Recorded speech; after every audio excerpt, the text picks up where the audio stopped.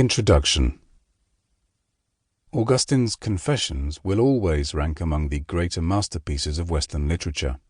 Like Rousseau's book with the same title, but otherwise having little in common, the work has a perennial power to speak, even though written virtually 16 centuries ago, and certainly a book rooted in antiquity. The contemporary reader today may find much of it so modern that at times it is a shock to discover how very ancient are the presuppositions and the particular context in which the author wrote. Because of this context and these presuppositions, a translation needs to be provided with some minimum of concise explanation if the reader is to grasp the point of Augustine's argument or the social context of his time. The work is a major source for social history as well as for religion. For this work is far from being a simple autobiography of a sensitive man, in youth captivated by aesthetic beauty and enthralled by the quest for a sexual fulfillment, but then dramatically converted to Christian faith, through a grim period of distress and frustration, finally becoming a bishop known for holding pessimistic opinions about human nature and society. The Confessions is more than a narrative of conversion. It is a work of rare sophistication and intricacy, in which even the apparently simple autobiographical narrative often carries harmonics of deeper meaning.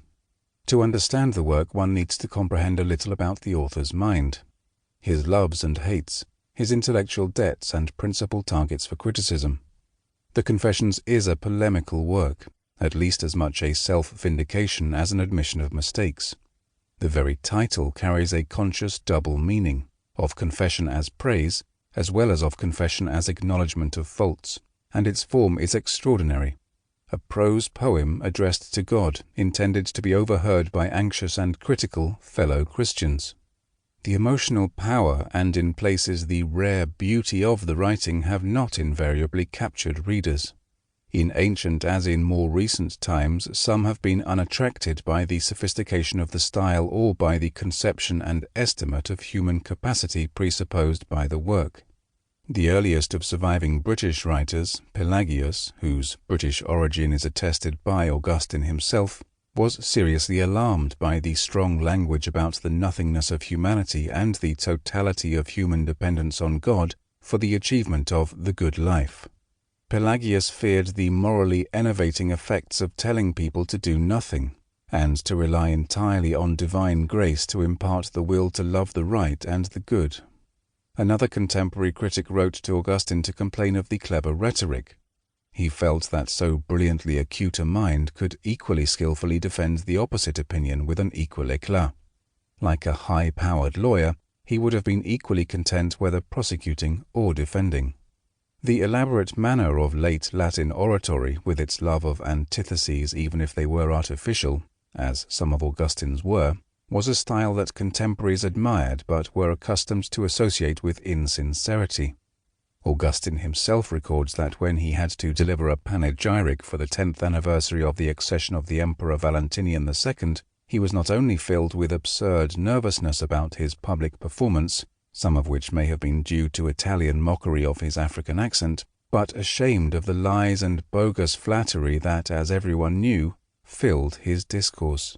He wrote for an age stamped with an elegant skepticism, for which a well-turned phrase gave more pleasure than a cogent argument for the truth.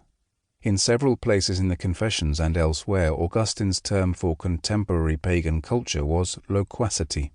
It used fine words, even rococo elaboration, but had little or nothing to say.